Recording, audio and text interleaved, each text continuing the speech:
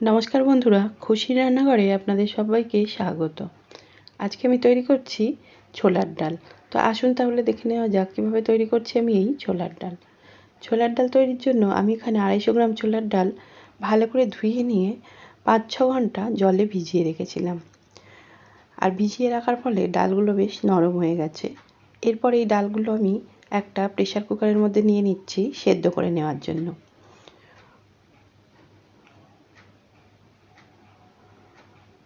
সমস্ত ডালগুলো প্রেসার কুকারের মধ্যে দিয়ে দিয়েছি। এরপর এর মধ্যে আমি দিয়ে দিচ্ছি একটা ছোট দারচিনির স্টিক, একটা তেজপাতা, 4-5টা গোলমরিচ আর 3টে লবঙ্গ দিয়ে এর মধ্যে দিয়ে দিচ্ছি সামান্য একটু লবণ আর দিয়ে দিচ্ছি সামান্য একটু হলুদের গুঁড়ো।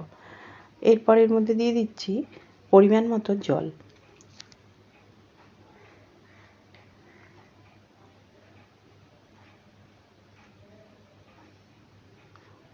জলটা দেওয়ার পর প্রেসার কুকারের ঢাকনাটা বন্ধ করে ডালটা আমি সেদ্ধ করে নিচ্ছি। আর এই ডালটা সেদ্ধ করতে দেওয়ার পর আমি এখানে একটা মশলা তৈরি করে নিচ্ছি। তার জন্য এখানে একটা মিক্সিং জার নিয়ে নিয়েছি। এর মধ্যে দিয়ে দিলাম 1.5 ইঞ্চি পরিমাণ আদার টুকরো আর দিয়ে দিচ্ছি 4টে কাঁচা লঙ্কা, 7-8 কোয়া রসুন দিলাম আর একটা মিডিয়াম সাইজের পেঁয়াজ টুকরো করে নিয়ে এর মধ্যে দিয়ে দিলাম। দিয়ে এই সমস্ত মশলাগুলো খুব মিহি করে আমি পেস্ট করব না, একটু দানা দানা রেখে এটা বেটে নিচ্ছি।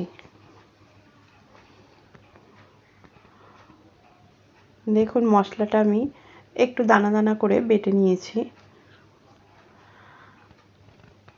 এদিকে ডালটাও আমার সেদ্ধ হয়ে গেছে।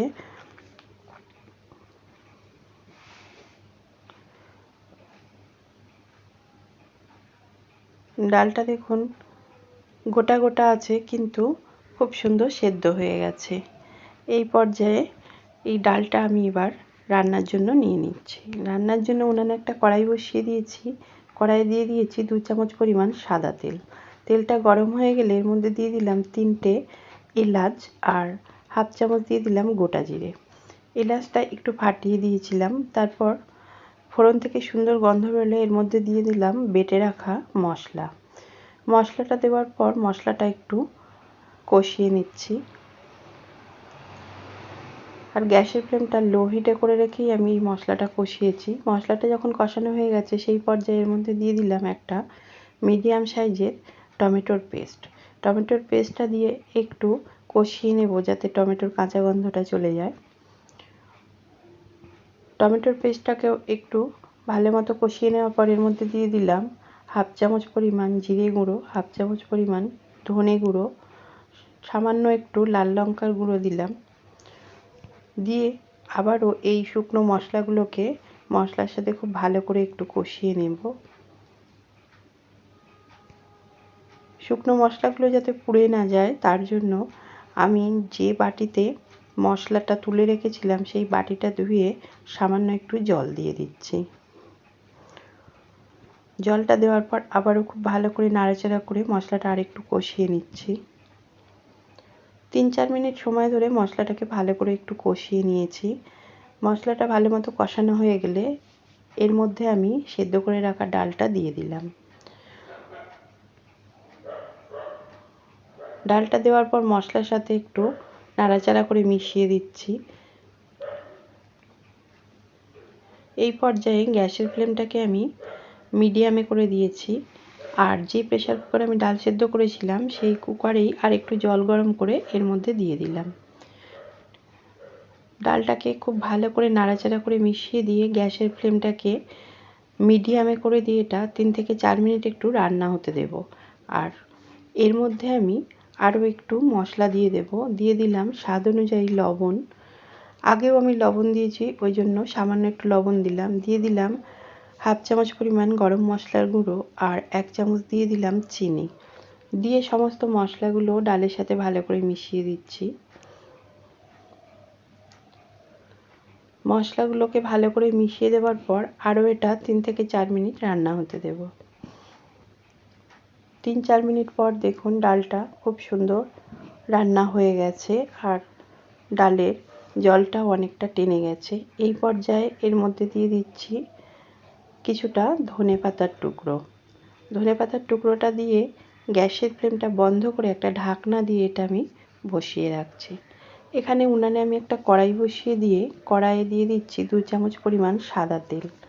গ্যাসের ফ্লেমটাকে লো হিটে করে রেখে এর মধ্যে দিয়ে দিলাম 2টো শুকনো লঙ্কা। শুকনো লঙ্কাটা নাড়াচাড়া করে একটু ভেজে নিচ্ছি।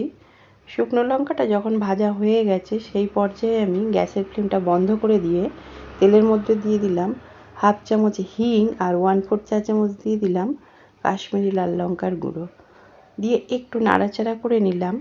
তারপর এই ফোড়নটাকে আমি ডালের মধ্যে দিয়ে দিচ্ছি। আর এই ফোড়নটা দেওয়ার ফলে ছোলার ডালের টেস্টটা আরও দ্বিগুণ বেড়ে যায়। এরপর এই ফোড়নটাকে ডালের সাথে খুব ভালো করে নাড়াচাড়া করে মিশিয়ে দিচ্ছি।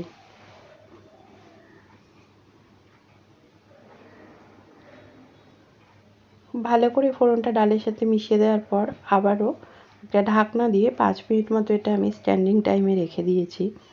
5 মিনিট পর ঢাকনাটা খুলে নিয়ে ডালটা আমি নামিয়ে অন্য পাত্রে ঢেলে নিচ্ছি।